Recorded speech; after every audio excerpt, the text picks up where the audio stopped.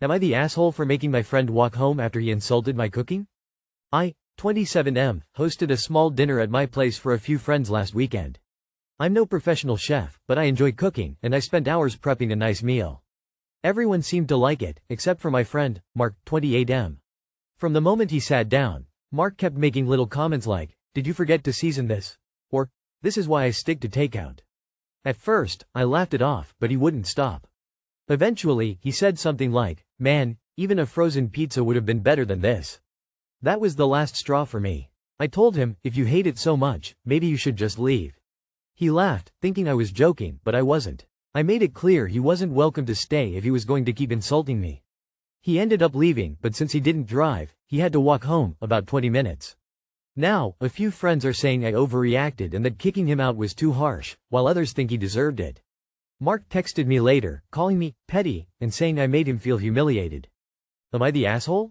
Not the asshole. You didn't make him walk home. You asked him to leave because he was being rude to you in your home. He could have gotten an Uber, taken the bus, or asked one of your other friends to drive him home. Sounds like he walked on purpose to make it more dramatic and get more sympathy for a situation he put himself in. Not the asshole. Mark needs to look in a mirror. He was humiliating you with his comments. He chose to walk so he can play the victim. The fact your friends backed him tells me you need better friends all round. Not the asshole. I can't stand nasty people who just think no one notices. Lose him. Not the asshole. Even if you don't like the food, you say thank you and eat it if you can. You don't make the host feel bad for trying or make jokes about it. He should be apologizing, not you. I had to walk for 20 minutes. Who feels bad for someone having to do that? Maybe if they were physically disabled, but you never said they were. Not the asshole. Nope. Fuck that. Protect yourself, your home, your expectations of respect in your orbit. Not only should you tell him to go fuck himself and enjoy his takeout from now on, but the friends who think you overdid it should also be invited to fuck right off and enjoy Mark's takeout with him. Very few if any of these friends will still be your friends in 20 years. People come and go from lives. Mark doesn't sound like he's worthy of the effort. Life's too fucking short to put up with people. Especially the ones who feel a little too invited to shit all over your efforts. A simple, "Thanks, man," is enough. 2 weeks later he can tell you he didn't love it over a beer and not in a crowd. You'd have both laughed it off. He's the asshole here. Do you really think you're an asshole? I mean, it's a 20-minute walk. Grown-ups usually aren't rude about other people's cooking in that way. Mark sounds like he needed a 20-minute walk. Am I the asshole for not staying with my wife after her C-section? My wife was admitted to hospital for an induction of our second child. She had a rough time during her first pregnancy, as it was during lockdown, UK. I was not allowed to stay during this time, so she asked that I stay each night with her during this pregnancy. She gets quite anxious and wanted me there for support during the night, as she didn't feel comfortable asking the night staff. We came to the hospital 2 a.m. on Sunday morning, where she was put on a ward and started on hormones. The labor wasn't progressing very quickly, so she told me to go home around 9 a.m. as she'd need me when the baby came. I came back in the evening and she told me to go home and rest around midnight. I came up early Monday morning and spent the day with her and went home around 5 to spend time with our daughter, staying with my parents. I got a call at 1 a.m. Tuesday from her. She thought she was in labor but didn't think the staff were taking her seriously. I rushed up to the ward. Baby was born 3 hours later via an emergency C-section. We were moved around a fair bit until we were settled in a ward around 4 p.m. on Tuesday. Both extremely tired, her obviously much more, but we managed a few hours as they had a little sofa I could lay down on. I got up throughout the night to help with baby so she could rest. Wednesday we had a nap during the day, but I stayed all day. This is where the question arose. The baby was noted to have a health problem and so has been taken for further tests. I took the baby as my wife had trouble walking during the pregnancy due to pelvic pain. This has continued and so she is in a lot of pain quite often, combined with the surgery. They needed to move us to another ward to observe the baby, but this ward does not have a pull-out bed for partners. I have lower back pain so I've carried a cushion around to alleviate it whilst she's been in hospital. It doesn't do much but it means I can sit in the chairs for a bit rather than needing to lie down. I've told me wife that I couldn't stay as I wouldn't be able to sit in the chair all night with no sleep. She expected me to stay the night and continue to help her out during the day. I feel really bad about it, but I wouldn't be able to sleep at all and sitting in the chair would just further screw up my back. Then I'd be of no use the next day without sleep and with back pain. I set everything up for my wife to make it easier for her during the night. I spoke to the staff and told them how anxious she is and that she'd need extra help and told my wife to ask for help when she needed it. I left at 12 a.m. and came back when the doors opened next morning. I've been taking over during the day and letting her rest when she wants to. My argument is that I can't physically stay awake all night and all day. Although I'd agreed to stay all night with her before admission, I thought at least I'd be able to lie down. Am I the asshole? Nah. And I've been the wife post C-section. Our kid got readmitted when she was 3 days old and I had to stay with her, attempting to feed her, pump and give her a bottle every hour. It was the worst night of my life, but my husband was dead on his feet. He needed to get some actual sleep so he could help us the next day. He needed enough rest to safely drive us home again. It's an awful situation, but you're not an AH. I can't honestly call your wife an asshole either. I have some PTSD from that night and would never want to do it again.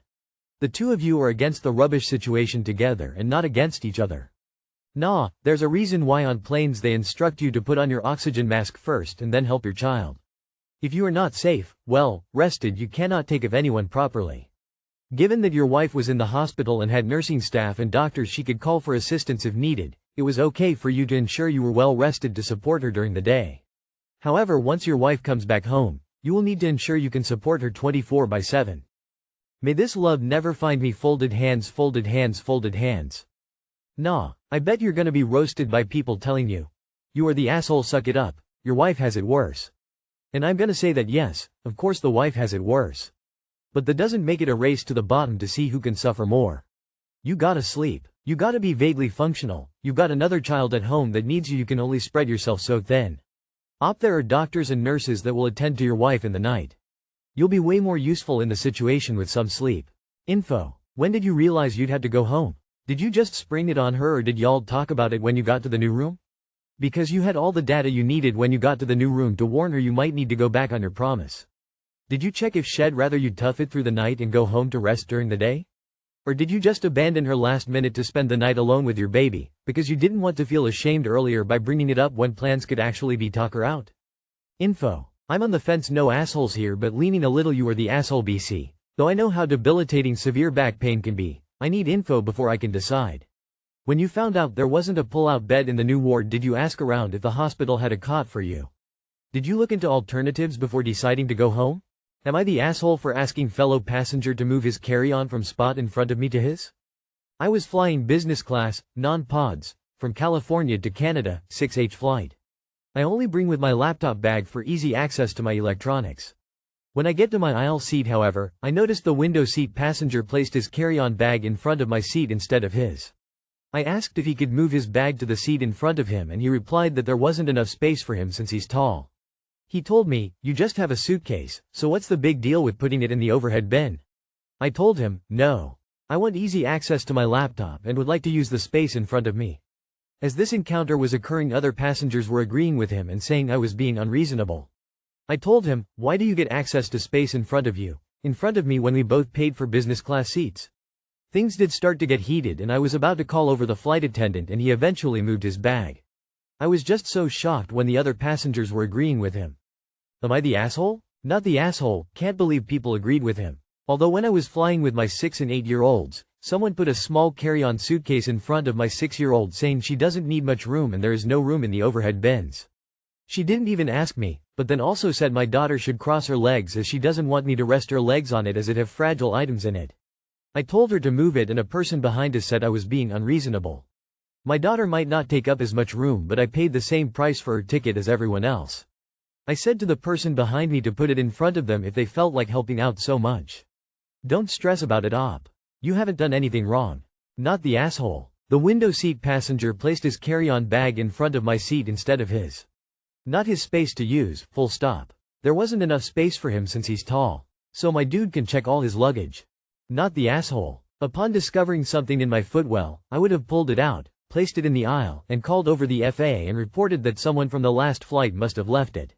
Seriously, first rule of air travel. Never justify, never explain, never engage. It just leads to arguments, conflicts and, sometimes, worse. Immediately call the FAA who will put a stop to such nonsense. And commercial aircraft aren't mini democracies where PACs get to vote on allocation of resources. Not the asshole. If that were me, I would give him the option of moving his bag from my footwell or me calling the flight attendant to say there was unattended baggage in my footwell. Nobody wants to be the asshole that gets everyone disembarked for leaving unattended baggage. Or, I would just have taken his stuff out, and put mine in. Leave it up to him to find somewhere to put his stuff that is not in my own space.